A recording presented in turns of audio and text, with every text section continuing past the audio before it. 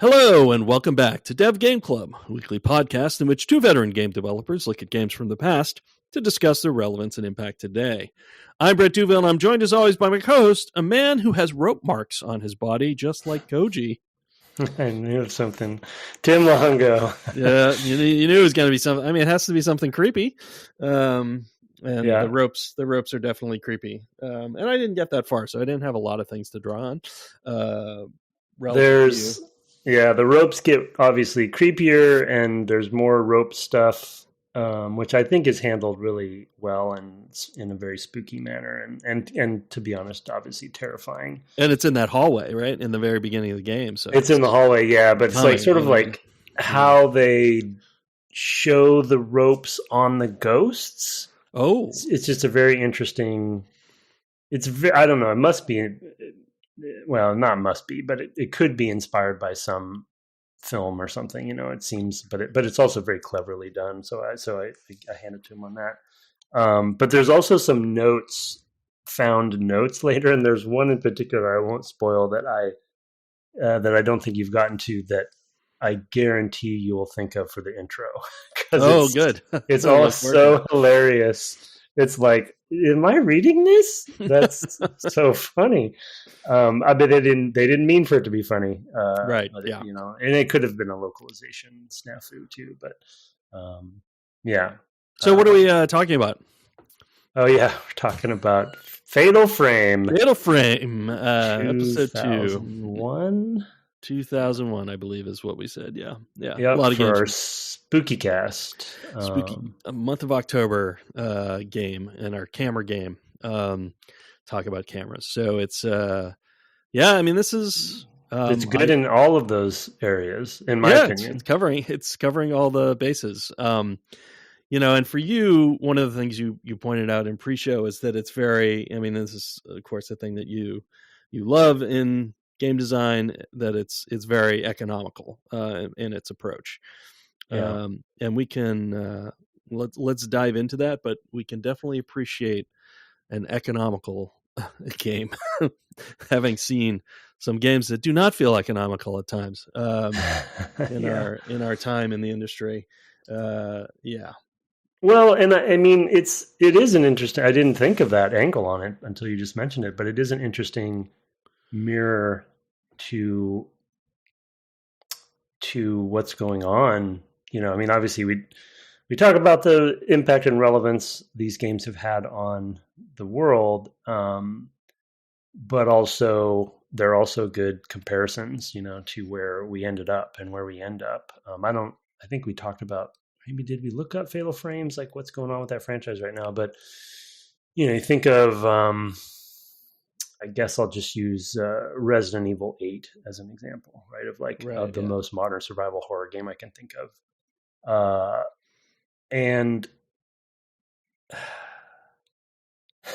I mean, I like that game a lot. I think that they have a lot of great design in that, and presentation, etc. But I think to my point about the economy of this game, and I don't mean design economy, just like it's a very focused experience, and it's the other word that I should have said actually instead of economical in pre-show is I feel like it's a very disciplined game. And that's the other thing I like about good design is when teams are disciplined about what they're trying to do. And often it does have a lot to do with, you know, their budget or their time or whatever. But here I feel like it was very intentional. We talked about the contemporary games at the time and where they were trying to compete and, you know, probably be inspired by, even in the same year. So everyone was kind of trying to trailblaze in this area at the same time. But it's fascinating to me that that this team decided to go in this direction while everyone else was slightly behind and chasing Resident Evil or whatever it is. You know what I mean? And, right. And so I think it's just so, if I can transport myself back then playing this game at that same time, though, if I loved the guns of Resident Evil, I might be disappointed in this game. But let's say I didn't, you know, I'm not all about that. I just think this would be such a refreshing thing. And, you know, the the mansion design, the fact that we haven't met an NPC even, that there's a cohesion with the ghost, like the ghost you're meeting, and this is another thing I forgot to put in my notes that I'm just thinking of. Almost, I'm a little further than you, so I've met some more ghosts, but I'm trying to think. I think almost every ghost I've met so far, there could be a couple kind of rando ghosts, but pretty much every ghost you meet has an identity and a reason for being there. Yeah. And they have their version of collectibles, which I don't know if you've seen yet, but it's a photo. It's right. It's like Pokemon Go. There's one at the beginning of the game in the entry area. Yeah, it's just the ones that are just kind of a warbly space in a corner. Just in the space. Yeah. Yeah. There are, in fact, there are two that you can find as her brother, I believe. One's in the first room, the very first room of the building. So you actually don't even have the camera yet. I think you go in and you pick it up. And then the other one is in the room that's where he goes upstairs and has combat for the first time. Before you go upstairs, you can go into that side room that has the stairs that are falling apart.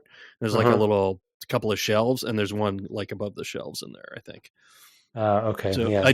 I found both of those as him because I was just spending so much time just walking around and like, oh, you can go into first person, just kind of feeling out the game. And I'd see the little light meter thing go on. And I'd be like, oh, what's that about? And like, ultimately I discovered, if I find the right spot, which is a crucial skill, in the game.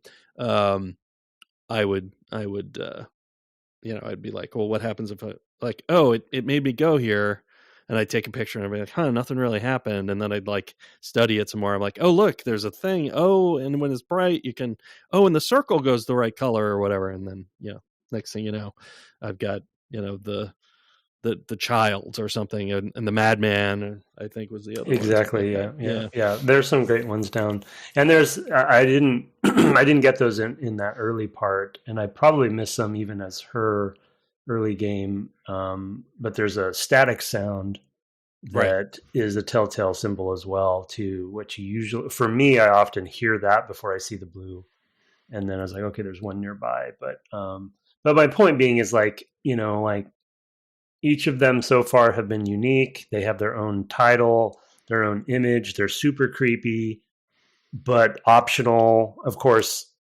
I think it will be interesting to see as we finish the game how balancing goes, because if you don't get a lot of those and you haven't upgraded your camera very much, I'm a little, I'm wondering how, if they do auto balancing or if it's just like, oof, you're just way underpowered and the end of the game is really hard.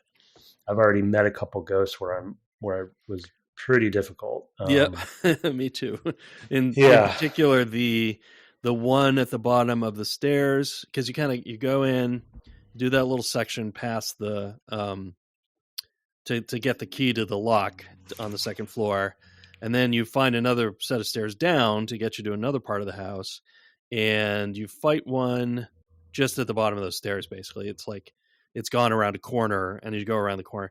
That one gave me some trouble. It wasn't that one. I don't think I took multiple times, but I was also like furiously taking pictures constantly, to try to get rid of it, and had a really hard time, which we can talk about maybe a little bit. Is that I'm a little worried about the positive reinforcement of the camera upgrades, because it feels like that you might get a better score the more, I forget what the mechanic is called, but the more kind of focused in you get on the target. There's like a lock-in, like doing the most damage type. Yeah, it's the mystical power. That's right. Is that what you're talking about? Yeah, you want to. Yeah, it's a pressure luck mechanic. I mean, you want that to be full to do the max damage. So they're going to be coming at you. But what I haven't figured out is if the score improves that you get from defeating that ghost. If you score points are what you spend on the camera. Yeah. So it's like, well, if you have to be good at the combat to make the combat easier Yeah, by that upgrading problem. the camera. It's like, We've talked about that before. Yeah, yeah, that can be that positive reinforcement antithetical. loop can be bad. So a Yeah, little worried about that. I won't spoil too much for you, but once you get outside, I'll say, Oh, wow, okay. there are two ghosts that, just use your best film. Okay, yeah, well, And, I do that in general. I have my best film in, and then I take it out if I need to take a picture of anything else. I go to the cheap film. So. Have you gotten a stone mirror yet? I have, yeah. Do you know what they do? Nope. Okay. Yeah, you can only hold one at a time.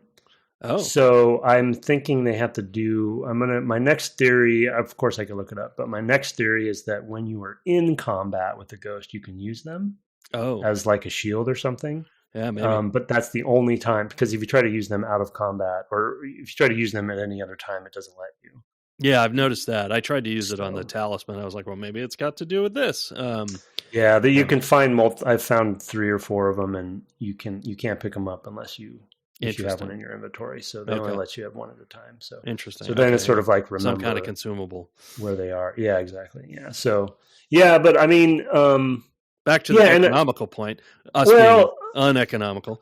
Yeah, we're rambling, but I just think the point about the ghost was just one example of, like, I'm trying to think of an analogy that would relate to something more known, like Resident Evil, and like the thing that I'm loving about the ghost sort of like threads, right? So you have the different colored notebooks, each one goes to a different character, thus ghost. And then as over time, as I believe so far, each of those characters you will see a few different times, and you'll see you'll read about them, you'll get some audio tapes about them, and then you will see different points in time them as ghosts until you see their death. Mm-hmm. And that sort of progression is great to me. I just love, like, okay, here's the editor, right? And the editor's story is this, and this, and eventually you actually have to, well, in a couple cases, some you don't have to fight them, but in some you actually are the one that puts them out of their misery, I think. But where I was going with that was, imagine if you meet a zombie in Resident Evil, and it's not just a thing you shoot and a head you blow up and whatever, but it's actually, you get to learn about who that person was before they were a zombie, right? And you kind of like, now I'm thinking out loud of like, this would be a good game. Somebody should make this game. Yeah, really. Yeah. Where every zombie, like basically it's Clue, and they could have been killed in all these different ways. So you found, and they're in different rooms. It writes itself. Yeah. The tagline is every zombie matters. Yeah. But it's like in this game, every ghost matters in a way, right? Even just this kid who's hiding in with these trees or whatever, who's super spooky, and you take a picture as a collectible, you're like, that was one of the kids they're talking about, probably. Right. Right. So I'm definitely filling in some blanks myself, but that's what they want anyway. Of course, yeah. And horror is all about the imagination, right? I mean, yeah. So this is a very, it's all very wound together well, and I think the pacing is great and doled out well. Of course, the mechanics, and then the other thing to talk about, the economy and the cohesiveness and the discipline and all those words I love when it comes to good design. I think the mechanics and the choice of going after the photography, it all, for me at least, works together well in that, she's not an action hero. She's a one of us. She's a person who is in this situation, and it's like she can't sprint and run real fast, right? There's sort of she has a flashlight, so it's she has limited options of even just the light that she sees. So I don't know, it's just it all. And then I am personally frustrated by the control setup, mainly because, and I did go back to the default because I really didn't find one that's better, to be honest. So I'm just forcing myself to learn that. but I can only imagine the modern day ones have better, the more recent ones have better Yeah. controls there. But it's just when there's so much at stake with aiming your camera, Yeah. The movement stuff. it's pretty frustrating. Yeah. I mean, I will say that, I've already had, like I said, 2 combats. The other one was in this room with multiple sliding doors. I've kind of learned already some of the patterns they're using. It's like, oh, I've gone all the way into here.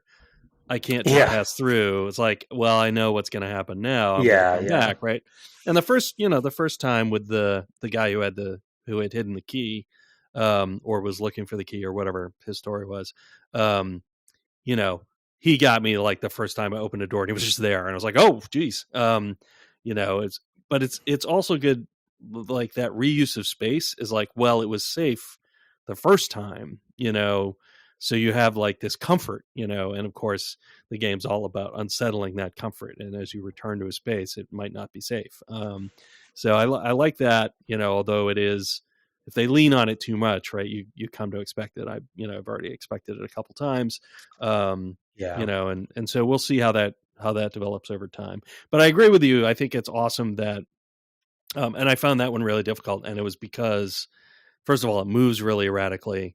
And your movement it's very hard to maintain, like moving and like trying to keep the camera on the thing. Like I was trying to spin around and move a lot to get away, and then it would catch me. I mean, it just was like, that's the one I died to the first time I fought it. Well, yeah, and your camera, the sticks, the context for the analog sticks changes when you go. It swaps, right, when you go into camera mode. So your movement goes to the other one. And then also your camera relativity, obviously from first person to third person changes. There's one outside in an area that I won't say too much about, but it's a little bit open, and I don't know if it was teleporting around or, they kind of fade in and out and you kind of lose track of them sometimes. So they can move and you don't realize that how much they've moved. But because if they grab you, you come out, you're kicked out of first person, and you now have the third person camera, but you might have been spun around because of where they grabbed you and where you're standing, because the rooms have their own camera logic. Yeah. And so there's times when I will be grabbed, I'll be knocked out of the camera mode. I will be facing the camera because in this particular area, that's what the camera was doing, and then I will run right back into the ghost. Because my stick now, if I press forward, I will go forward in the direction I don't want to go, because it's a camera relative. So, they're doing the whole camera relative unless you keep it in that direction once the camera shifts. Yeah. So, but when you're exploring, that's okay. But when you're in combat, the combat is tough. It's tough. It's hard to, especially if you get attacked. Yeah. Because what direction, your brain has to remap directions really quickly. Yeah, exactly. Both from the first person perspective and the stick, and the fact that now the camera is in a totally different place relative to where you were. It'd be one thing if it was like a third person follow cam, where it's like, oh, well, I was in first person, now I've been kicked out, like Metroid or something. The Metroid Prime rather. Where it's like, well, I was in the head, now I'm not in the head. Easy enough to do because you're in the same kind of facing. But when it's like, oh yeah, here's now a Dutch angle camera, in some corner of the ceiling, it's very different. So because they have the scripted, essentially the scripted controlled cameras for each, volume, essentially, depending on what volume you're in, or what, whatever subspace that you're in, the camera's going to accommodate that when you go out of the first person camera obscura. So to your point, exactly. You have to quickly map, especially if they're right next to you, you have to quickly map, okay, which direction do I run? And so, panic ensues when you're being grabbed by a ghost. So it's very highly effective. And, they're using rumble well, the warbling effect they're using, which is, a nice thing to see, from the PlayStation 2 era. So there are just a lot of audio's great. And the other thing that I would chalk up to, I would put in the category of sort of like a very cohesive game is, I think, the art direction and the color palettes and tones of the game visually are all very pure as well. And it's not to say that the early Resident Evils didn't have that, but Capcom, not to this degree. Capcom was always they're a lot more melodramatic or something, with the, I don't know, how do you describe? I mean, Dead Rising is the perfect example of how zany they can be. Right. But Resident Evil, it takes itself too seriously, but it also doesn't, because it's just wacky stuff can happen, like a big snake monster or whatever, right? But here, I mean, they're like ghosts. 80s action movies, right? Yeah. Not necessarily, in the how the thing plays, but in the sort of aesthetic. Chris Redfield is, who he is. Yeah, he's, he's that kind of. But and then the other layer for me has been that, again, I'm connecting all the dots, probably forcing it a little bit, but I'm appreciating it.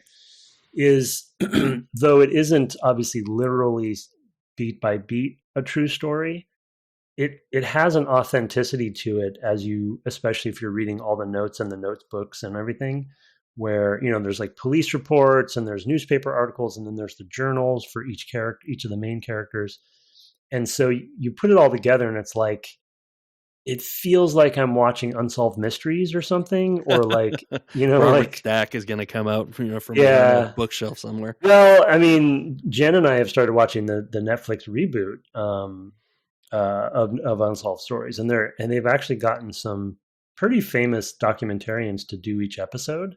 Oh, that's so cool. They're actually really high quality, and yes, one of them is about the Mothman, and it's ridiculous, but it's like well done. You know what I mean? It's unsolved. It is unsolved, yep. And they talked about that, but then they have some like real crimes and things that were unsolved. But point being is that there's they're painting the picture, and you'll get more of this as you're going. They're painting the picture of the time, the night, or the time they spent in the mansion through the journals and through everything. And then you kind of, through the ghosts, you see what kind of happened to them. And because there's so few characters and it's so like tightly bound, everything that unintended there, every new kind of beat or piece of information I get is complementary, you know what I mean? Right. And it feels authentic. It feels like it has authenticity to it versus again, I'm not trying to pit Resident Evil against it, but even as kind of silly sometimes as some of the enemies and characters were in Silent Hill had more authenticity, I think, right? It had a different goal in mind than Resident Evil always did. So, just different franchises. But I think I came into this, maybe my summary is more of an expectations problem, is I came into this maybe a little bit more in my head Resident Evil-y, but it's turning out to be a lot more grounded. Because there's only ghosts, it's like, right. And it's a very personal story. Yeah, no, I mean, I'm deeply appreciative of it. It does feel like Resident Evil feels like it was Japanese making a Western horror. And this is Japanese making a Japanese horror. Totally. And I think that distinction alone kind of makes a big difference, and for me, in Silent Hill, same thing. That's like Japanese making a European horror movie.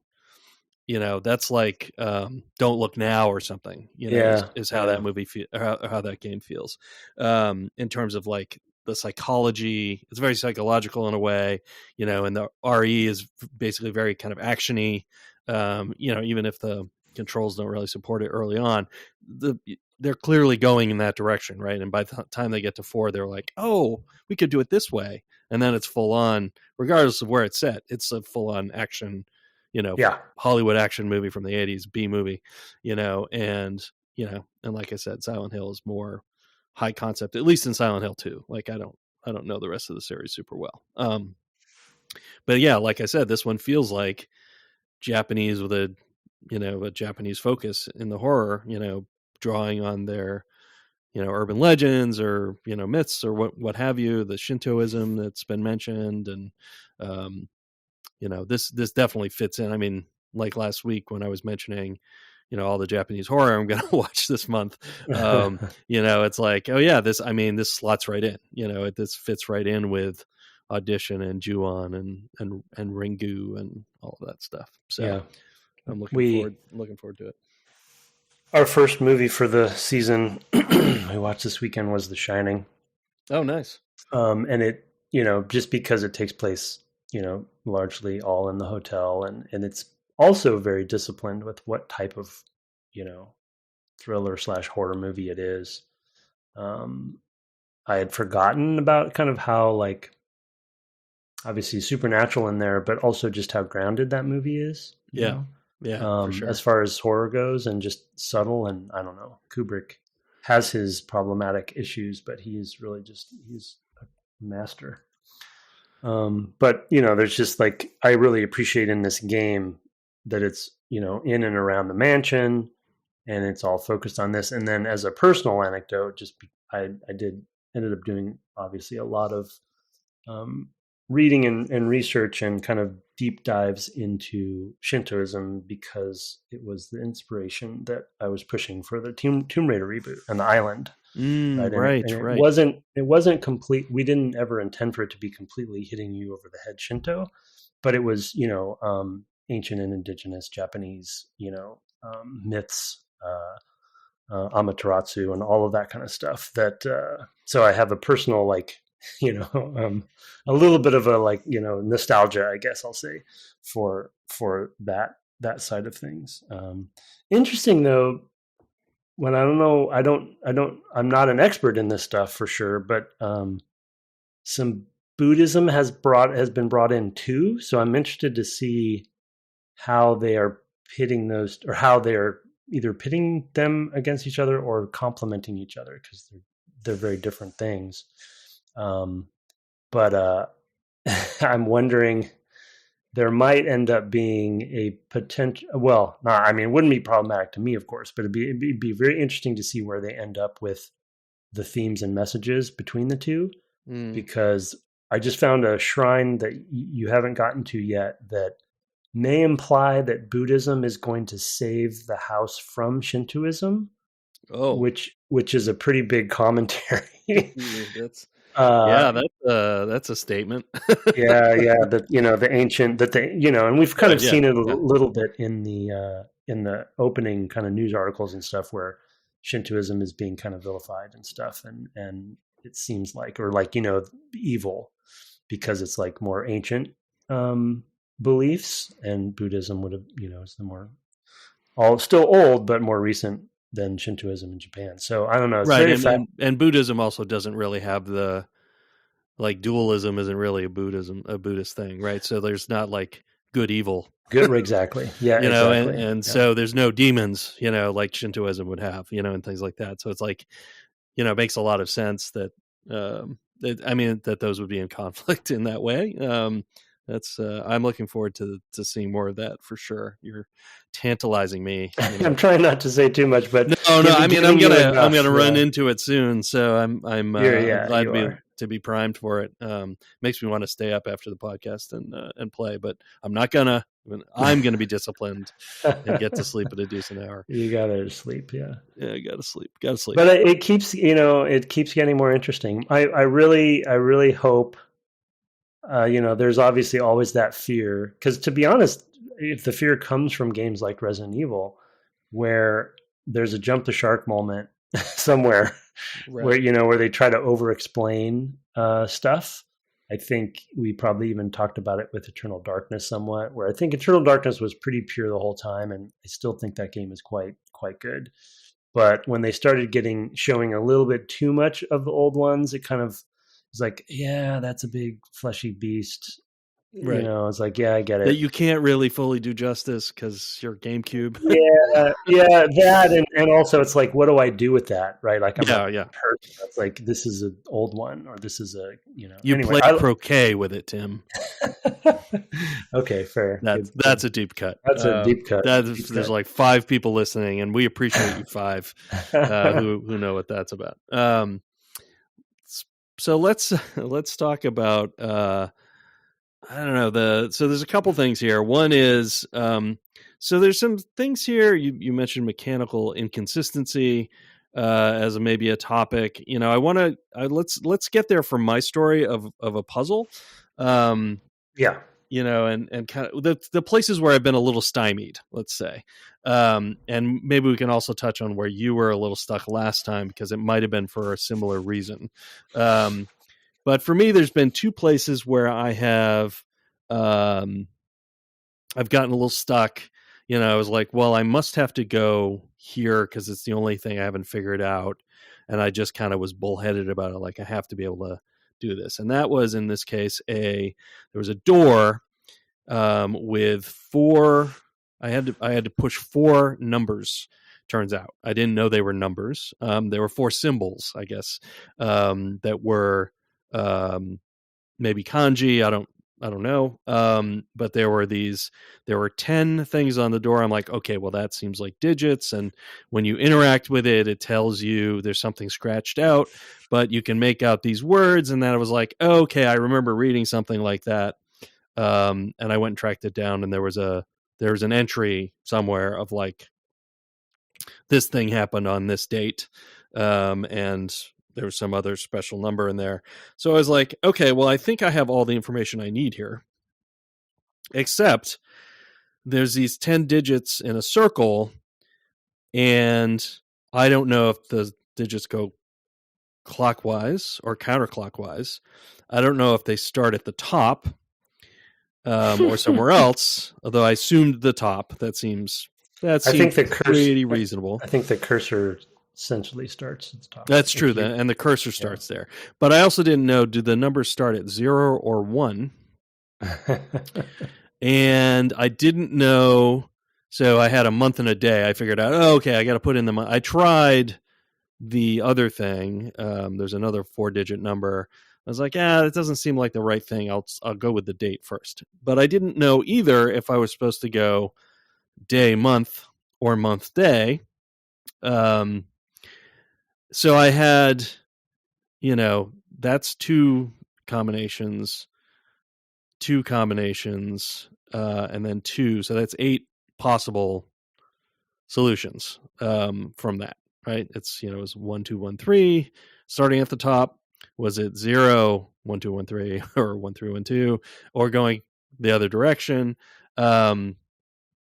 So I tried all of them. I'm pretty sure I got to the last possible thing, which was counterclockwise, starts from 0, day before month, and it opened. And I'm like, boy, that seemed really hard.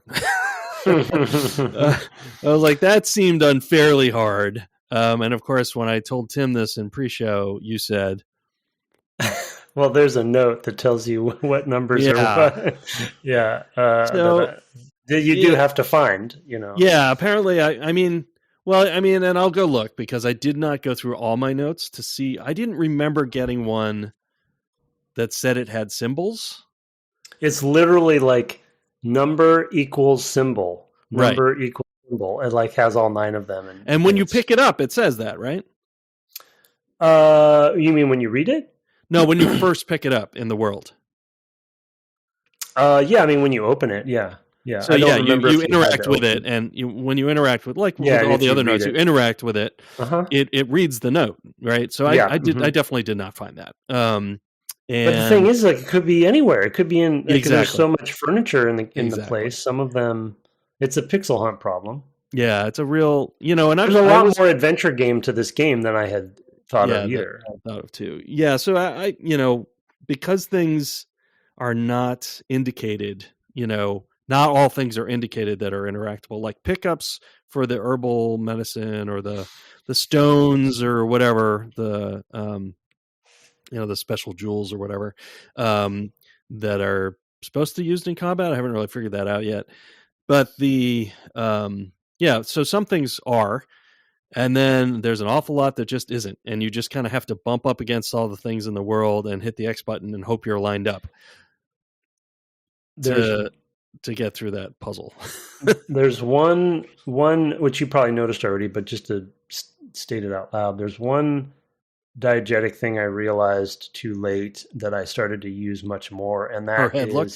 she has a head look. Yeah. And I have noticed the head look, and I was like, I feel like I'm really on top of this. I've been noticing all the head looks, and I'm now thinking not. I'm wondering too if, like, because I was not paying as much attention to that in the early going, and I feel like, well, maybe it was in the first floor. It was pretty clear. I got that note pretty early, for sure. Okay, yeah. So I probably missed it in that early part of the game when I was not really attuned to that yet. I was still kind of like finding objects. I was like, oh, there's clearly an object here. Let me pick it up. And I don't think that's always the case. And I probably just missed it that way. So I just got lucky, to be honest. And the thing is you find that note before you find the note with the red numbers.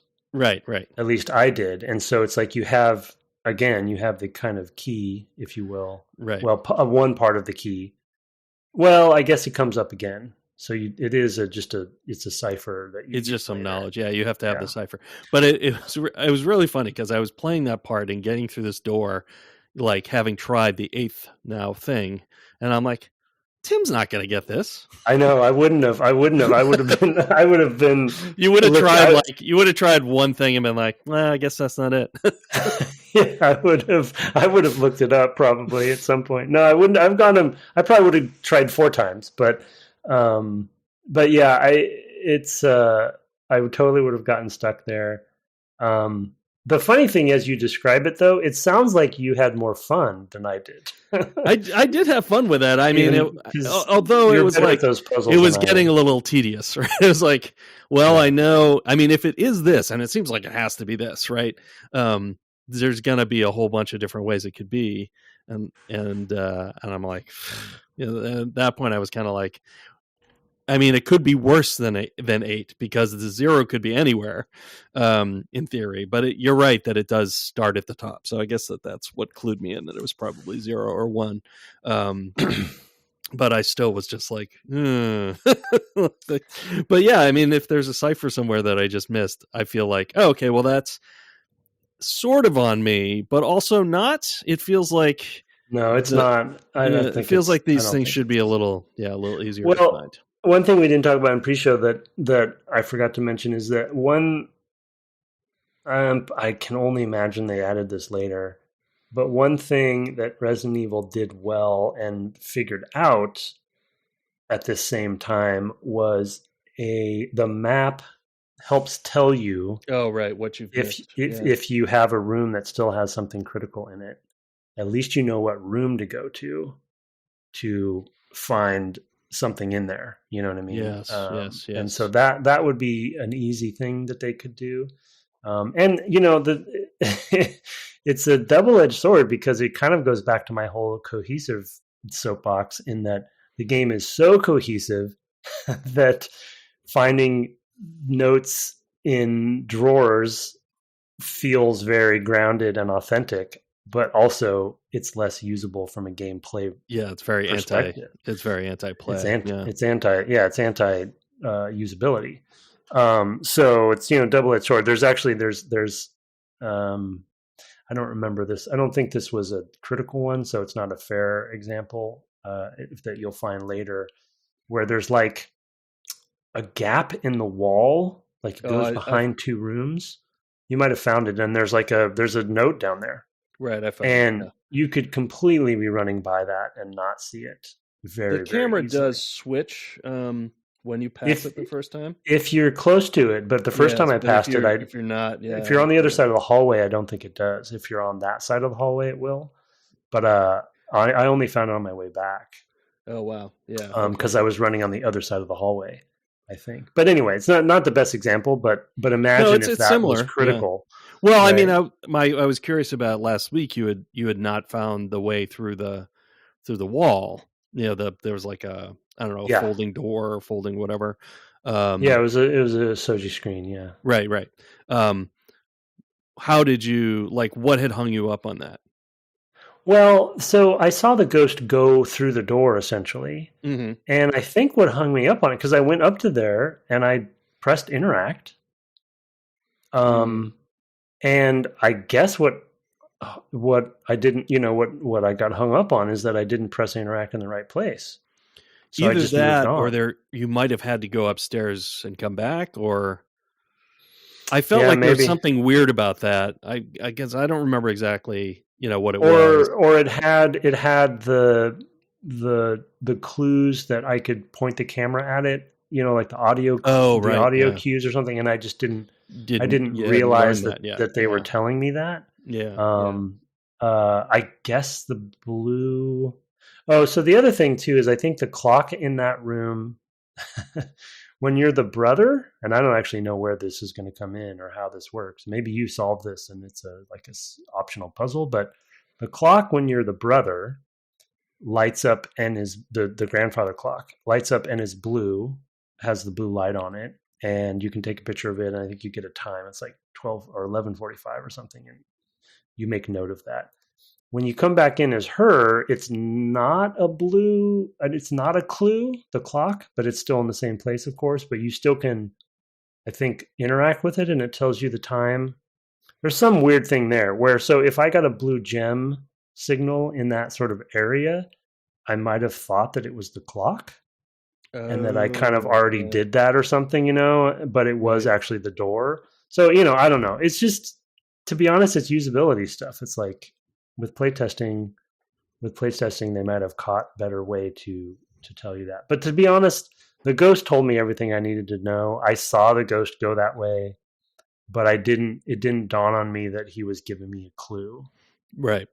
that behind that screen. I mean, if I look closely, maybe you can see the door behind it, and I just didn't think to it. But to your point, which I think is the next topic you might bring up, that moment gives you a sort of interface or something for looking at that space and seeing through the screen to see the door, Right. which then is the only time kind of you use it that way, Yeah, so turns far. out. Yeah. Yeah, because I had, we were, again, we were talking about this pre-show. I got stuck in two places this time. One was the door with the numbers, which I didn't know were numbers. And then there's another place where there's a talisman hanging on a door, which does that activation thing. And I thought it was the same thing where I took a picture and I was seeing something in the picture. And I thought, like the shoji screen, it was like, oh, this is what's here, really. Like that I'm seeing through into the spirit realm that really there's something else going on here. And was like, well, I don't know why it won't let me through. Like the other time I did it, it let me through. What am I doing wrong? Do I have to get rid of this talisman somehow? And it's not that. you clued me into the fact that, and thank goodness, because I would not have figured this out. That's actually showing me, oh, go here to find the key, which is a very different sort of. It's very different from the other one. So it's not super consistent. Again, it's kind of a usability thing. It's one of those things that we talk about often. Is like you have to be really careful when you're teaching the player what you're teaching the player. Yeah. And this is a classic case of like, and we've talked about this before. This is not the first time that this has come up by any means, of just like, I took the wrong lesson from that. I identified a pattern that wasn't there, and that's what humans do. So it's very common. You have to really look for it. Yeah, totally. Well, another related example to that is the blue light denotes all sorts of different types of clues, both optional and important, critical path. Yeah. And so, you have to go through that door. You get a blue light on that. But not far from there, there's a ghost in the corner that is completely optional, I think, just to get points or something. And you get the audio and all that, but the gem is still also blue. Right. You know what I mean? So it's like, is this critical? Which one is critical? So Yeah. it's Yeah. they just don't have enough kind of UX language, to separate the two. To be very clear to the player. So it's a little bit of trial and error in that part. Yeah, it's not clear what's a critical path item and what's a completionist kind of path item. And that's fine. I mean, these were things we were still figuring out in 2001. Yeah, so it's I definitely don't fault it. And that kind of like I mean, we're saying inconsistency, but another way to say it would be mystery, is not entirely out of place in a horror game, so it's kind of okay, from that standpoint too. It might have been how they justified it to themselves. I don't want to put words in their, design mouths, but I can sort of see it, so I just would not have, I would have had to get to the point where I was entirely stuck and didn't know what to do next and gone back to that and just like butted my head up against it for a long time before I went, oh, maybe that's telling me something else. It would have taken like that level of like, well, I'm totally lost. Let me think, what do I have that I haven't done? Oh yeah, there's that door I couldn't figure out. Or in the room with the save room that's adjacent to that, there's another door kind of thing with like, that's locked in some way. I think it references stones or something to unlock it. Yep, there's a broken symbol on it. Is that exactly. The crest? Yeah. And I was like, oh, okay, well, that would be another thing that I'd be butting my head up against, as well as any stuff on the map where I'd look and be like, okay, well, like you said, the map language isn't super clear, so I would kind of look at it and be like, because there's a library room I haven't figured out if you can get into. It's like boarded up, but you can look into it. So I was like, oh, maybe there's a way to get into there that I haven't figured out. So it's just, I'd be looking at all those kind of questions, like at some point, and just kind of going around them, just like in an adventure game, of like, okay, well, I don't know what to do now, like the golden teeth, problem with Day of the Tentacle, where it's like, oh, it's got to be this, right? You kind of like, you get kind of stuck. Well, and the one of the other smaller notes I wrote down that is an obvious thing for adventure game problems too is that if you don't find ways to give the player a sense that they've completed a section, or basically to lock off sections because you no longer need them, your possibility space is exponentially increasing with every room. Or maybe not exponentially, but it's like the bigger the mansion, the more of the mansion right. You see, the more places you might need to go back to if you've missed something. It is in fact linear, but Okay, linear. There you go. Yeah, I figured you'd correct me on that. I like to say exponentially because it sounds more dramatic, but mathematically not true. But it feels exponential. That's what I meant to say. It does feel like that. Because it's like, oh no, where do I have to go? It does become, at least combinatorial if there's like multiple verbs you need to try every place, right? So it's like that's actually the adventure game problem. It's that's like, also I have 16 items in my inventory, I have to go to every place and try these 16 different things, right? Makes it it's still linear, but it's combinatoric as well. It's like, oh, I have 16 of this and n of these, so it's 16 right. and I got to worry about. Well, the two possible slightly good news for you, or for both of us really, is that the talisman lock and key is more continues to be used after that. Yeah, so that'll just be, okay, I'm going to take a picture of this. It's going to show me something I have to go find, and then take another picture, and then that'll be the key. The other thing that you probably, I would guess, that I found later too, it wasn't obvious to me, that I bet if you had gotten stuck, that you probably would have solved it for yourself in a different way is, well, you can take a picture of the talisman as many times as you want, and I think it shows you the picture multiple times. But also, once you take that first picture of the talisman, in your inventory, there is a list of those pictures only. Oh. And it says where you took it and where it looks like it's telling you to go. Like it'll say a storage room, or it'll say blah, blah, blah. It's like, that picture looks like this. I remember finding a section in I forget what the group, that's where the correlations are as well. The problem is there's multiple places in the menu that say photos. Yeah, and exactly. it's one of those. Yeah. And I think I looked at that and there was nothing in it. And yeah, I was like, huh. Yeah, that's not the because one. I hadn't got that far yet, but I was looking through all those things because I think it's if you go into items, in the items list, there's multiple types of items, and one of the items is photos, which I know is ridiculous. That there's 3 places their photos could be, but those are like essentially critical path photos. They're like keys. Okay, and that's good to know. And it has a description if you forget, like, oh, where did I take this picture? Oh, and it's saying there's dolls where the key is. So you I got to go find the room with the dolls. I forgot about that. I think you can look at the photos as well. You can. Yeah. Well, and there are also, whenever you go to a save room, you can look at your album, which has all the photos you've taken. I believe. Yeah. I haven't looked at it. Save thing there that I don't. Yeah. I haven't figured that out either. Yeah. I don't know why they have a different album interface at the save points, because in your inventory, the ones you've taken that are just for fun are in a different album than the ones like for the talismans or stuff. They're 2 different places. They're not all together in your inventory. The photo album doesn't have the talisman ones, but the one at the save spaces might. I don't know. Yeah, my thinking is it might be time to RTFM, as it were. So what does that stand for again? Read the freaking manual. Oh, yeah. That's why I'm not familiar with that one. It's not usually. I never do that. Yeah. No, I know. I suspect some of these mechanics are probably importantly called out there, and this was definitely a time where we were. We were weaning for manuals, but they were still a thing. It might be. Yeah, I usually do that like on the 3rd episode. So I guess I'll do that next time. Getting to be that time.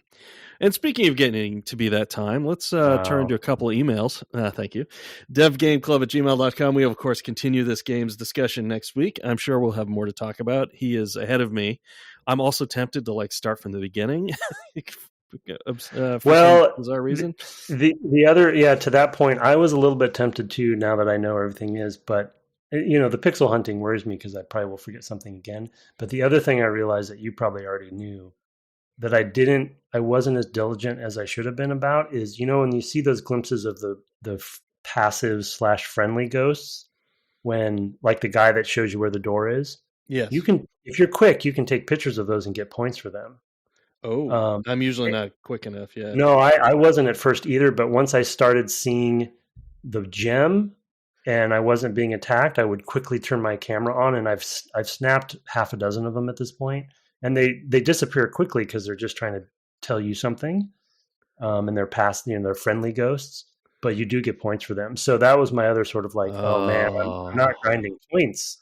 Man, yeah, that definitely. I'm like, because that was actually one of my things in the list of like the camera upgrade concern. Yeah, we talked a little bit about it, but we'll talk more about it. I think that'll be a good one for next episode because we'll be deeper in. I still haven't had enough to even use one of the orbs or whatever. So right, yeah, me either. I did buy a couple and they didn't help nearly enough. I was like, oh man, I made the circle a little bigger, I think, and I made it made it happen. The mystical energy thing happened faster, and it wasn't enough for it's me. very, very incremental. Yeah. Anyway, back to email. As I said, these were sent to devgameclub@gmail.com. I'm going to just upend years of precedent, and I'm going to go first with the email. This week we had a 2-parter. Which, last week I would have read as my first email, and he would have read his second email, would have been the continuation. Anyway, it's from Father Beast. The subject, who we haven't heard from in a minute. So hello, Father Beast. And the subject is Heroes of Might and Magic. Wow. Heroes of Might and Magic. For some reason, I thought you guys had already hit this series. I've got a lot to say about this, but I will try unsuccessfully to keep it brief. He was not successful. There was a precursor made by the same developer called King's Bounty. I will note here as well that we had some people on when we were still on Twitter who mentioned this. So shout out to those folks as well. But Father Beast, I think, gets at everything that they did. You might think of that as a hero of might and magic. I've tried playing this, but never got very far. I've also never played The King's Bounty, the Legend games, and its sequels, so I can't comment on those. I've always wondered how much inspiration this game drew from Master of Magic, which came out the year before. That also featured moving on an overworld map with tactical combat when you encountered an enemy. I suppose that is nothing particularly new since you guys mentioned Archon. But Master of Magic also included spellcasting in combat, both by heroes, which could travel with your armies, and by the controlling wizard. But maybe I have it backwards, and Master of Magic actually drew that inspiration from the aforementioned King's Bounty. Master of Magic also had this thing where you start out as one race, elves, dwarves, orcs, etc., but you can take over other places and build their units. Similarly, in Heroes of Might and Magic, you can start out as a knight, but take over some barbarian castles and decide you like their units better. You can even mix their units together, though is a morale penalty. Oh, did not know that. So that's an interesting pointer. I did that all the time. One of the cool things about Heroes of Might and Magic is the balancing act with your troops. Your castles only grow the troops so fast, so it's not a good idea to lose a lot of your troops in a battle. A battle in which you win the battle but lose 3 weeks' worth of troops can be devastating to you. On the other hand, you don't want to be so careful with your troops that you miss out on the rewards that winning some of these battles can bring, like that gold mine. I like that you can get an idea of how powerful an enemy monster group is, but not exactly with the few, pack, horde, legion kind of description. If I just have some peasants and archers, I don't want to take on a horde of goblins, but several goblins might be doable. Even a few cyclops would be something to avoid, though. One of the ways to cheese the first game is to have a mage guild at maximum with the Armageddon spell. Then buy a throwaway hero, outfit him with a spellbook and that Armageddon spell, and give him one wolf, and send him to meet the enemy stack you see coming toward you. His one wolf counts as the fastest creature, so he gets to go first, and instead of moving the wolf, he casts Armageddon, which kills most of the enemy army and also the wolf. You lose the throwaway hero and a wolf, but you destroy or greatly reduce an enemy army. This is like, amazing. Then he says, "Arg, ghosts." You guys have probably run into this. I don't think we mentioned it on the series, but I did run into it. I did too, yeah. Totally. You guys have probably run into this by now, but ghosts add to their numbers by how many creatures they kill. So if a stack of 10 ghosts kills 10 peasants, it's now a stack of 20 ghosts. They can get powerful very quickly. If you ever see a legion of ghosts, you might as well forget it. I don't think you could beat that with a horde of dragons. I find all of these creatures to be charming in how they are drawn and animated. I particularly like the surprised look on all the snakeheads when you kill a hydra. Stuff like that really adds to the enjoyment when you're playing. Heroes of Might and Magic became a long-running series, but this first iteration is a little raw. They fixed a lot of things for Heroes 2, my personal favorite, most importantly the magic system. Heroes 3 had some minor improvements and a lot of expanding and became very popular with a lot of expansion packs and is the favorite of the community. Heroes 4 was an experiment on where to go with the series and wasn't well received. Since then, all the following Heroes of Might and Magic games have been essentially sequels to Heroes 3. I myself have played all the way up to Might and Magic Heroes 7 and have enjoyed them all. I'm wondering if you guys will play Heroes 7 as a bonus after you finish the main series on the original game. Spoilers? No. Looking forward to hearing you guys talk about the original game. I did ramble, so I guess you guys will probably edit this some, Father Beast. I did lightly, but mostly it's there. You should continue his email with yours. Before I start, though, I will say, as he knows at this point, I did watch somebody play 7. Oh, okay, yeah, right. And it looked fun to me. It looked like what I would have liked to play based on playing this first one. And it's interesting to hear. It's good to know, actually, now that community-wise, from the classic early days of the franchise, that 3 was kind of the beloved one. And I'd like to know why 2. He says 2 is his favorite versus 3. If 3 was the kind of fan favorite, but anyway, interesting. Thank you, Father Beast. Again, we've already admitted defeat on this game as far as like not giving it due diligence, but I'm extremely happy. There's a lot of good context here and some stuff that we did encounter but didn't discuss, like the ghosts. The ghost was hilarious. I had a note about it, but we didn't get around to it. But I'm glad that he wrote in, and then I'll read this email, but just to state that one thing I love about the podcast is that inevitably somebody who's listening, the game we're playing was their game or a game that they really enjoyed. Yeah. And we definitely like to hear from the perspective of the listeners, because we are only two people who can't cover everything. So it's great to know, hear from people who were obsessed with certain games. Okay, so more on Heroes of Might and Magic from Father Beast. Hi, I am continuing to ramble about this game. At the beginning of each week, astrologers proclaim the week of something or other. If you are like me, when I first started, you pretty much ignore it unless it was the week of plague, which I didn't realize was the thing, which would have your unbought units. Most weeks, like the week of the rabbit or the deer, have no effect. But if it's a week of some creature which is in the game, like week of the centaur, then there is a bonus to the weekly growth of that creature, and small amounts of them appear on the map. Whoa. This is in the original. I'm impressed. I didn't notice that. I did know that there would be more of that creature. I think that happened once in that first non-campaign game I played. I'm pretty sure something I had, or maybe an enemy. You noticed. I don't remember, but I did notice, and I think it even said there would be twice as many orcs or whatever it was. This next piece, I think, is a good example of what we didn't, at least for myself, didn't get to encounter because we didn't play the game enough. So he says, creature stacks out on the map will also grow slowly as the weeks go by. I discovered this to my dismay in a Heroes 2 map, which had a pathway blocked by a few black dragons. If I attacked it, it was only one at the start of the game, but black dragons are the most powerful creature in Heroes 2, so I put it off and did other stuff. When I looked again sometime later, they had become a pack, so I put it off again.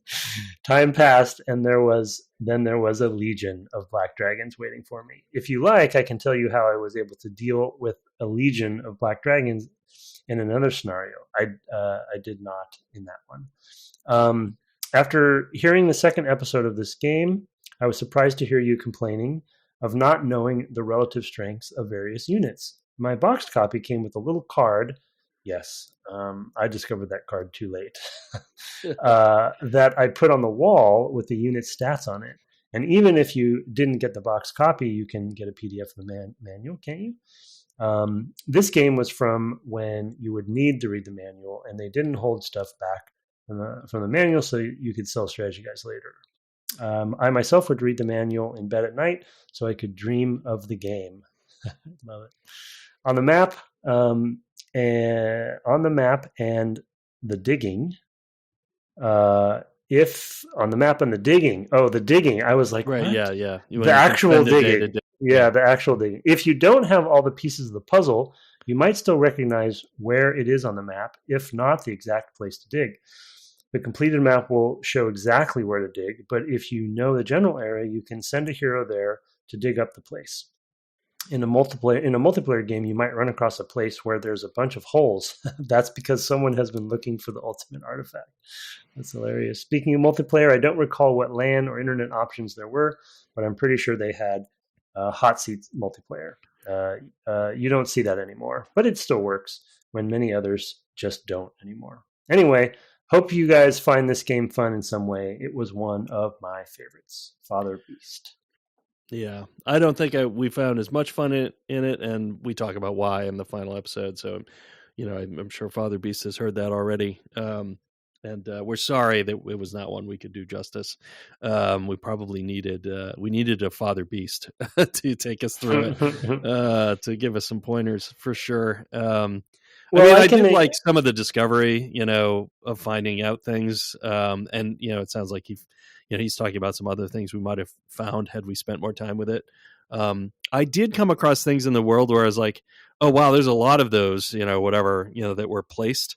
Like he mentions the black dragon. I found some in the desert in the campaign where I was like, oh man, there's a ton of things here. I found it because I attacked it because I'm, that's the way I play. Oh, let me just go attack. Oh no. And I reload from a save at that point.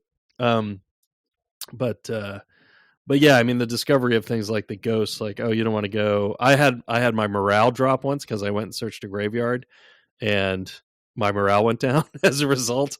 There's lots of little fun things like that, that are, you on the one hand, I found that I was like, well, I guess I'm never doing that again. But maybe if you're, the barbarian, it's okay. Like, I don't know. I don't remember if I did that as a knight or as a barbarian. Yeah, or if you have, maybe there's a way to get. I don't. In the first one, I don't think there's like a necromancer, but there might be a way to get. No, I think there's a wizard and a sorcerer or something. Is that right? Yeah, sorceress. I think. Yeah. Yeah. Yeah. Well, I mean, we talked about it already, but I mean, the formula of this game, and especially with some of Father Beast's stories, anecdotes that he was just sharing, I totally see this as a game that I would obsess over if I had the time. It is my kind of game in a lot of different ways. And the fact that he's sharing so much of its depth is also exciting to me, and I can see the potential. And yeah, not reading the manual early was definitely hindering me, and I did eventually find that stat card too. Yeah, for me it was just the switching back and forth was the pain. So yeah, right. I should have put it on my iPad and just had it. Yeah, that's what I did for instance, XCOM. I put it on my iPad and had it open to remind myself. Yeah, that's useful stuff to do, and I just didn't think to do it, and my time, I've been having a lot of time pressure lately as well, so it's been particularly tough to fit things in.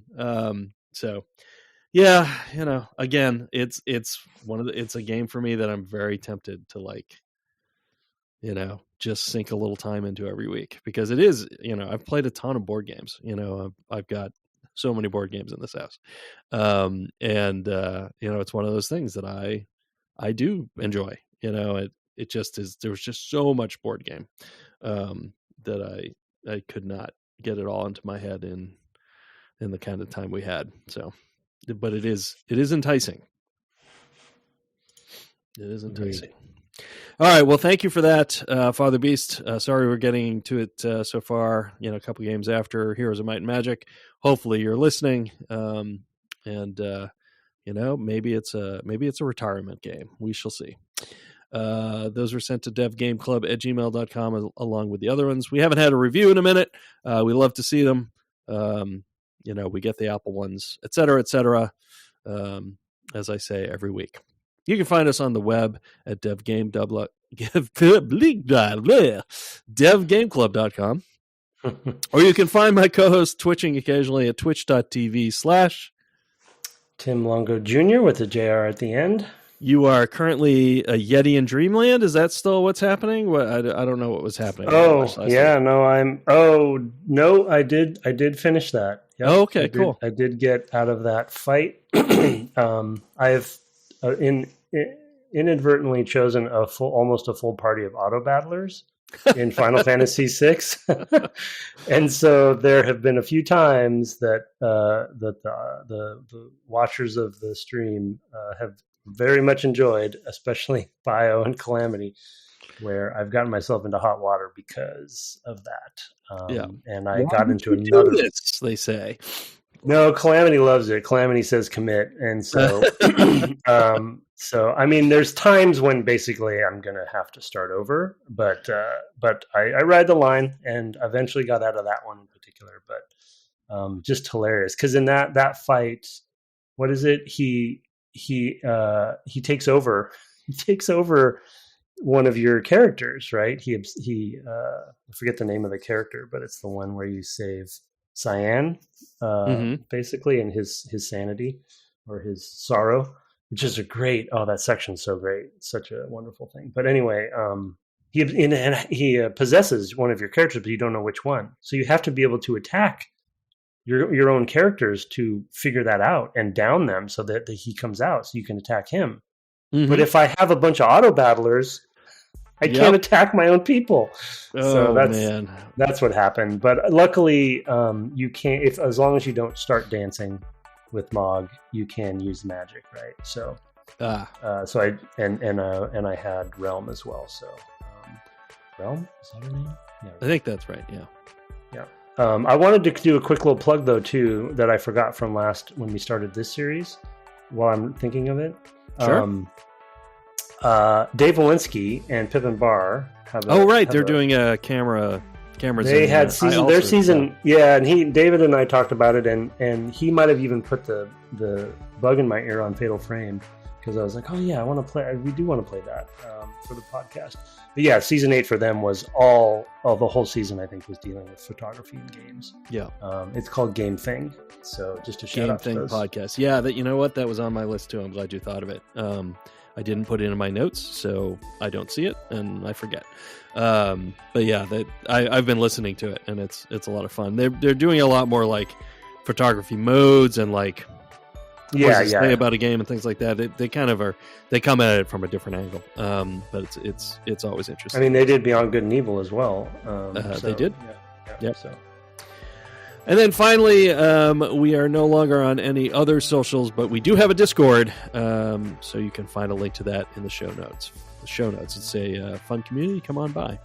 Our intro and outro music was written and performed by Kirk Hamilton, commissioned by friend of the cast Aaron Evers, and our logo, the Discord, our merch store, all the things are by Mark Garcia. Have fun being snatched away by ghosts this week, and good night. Good night.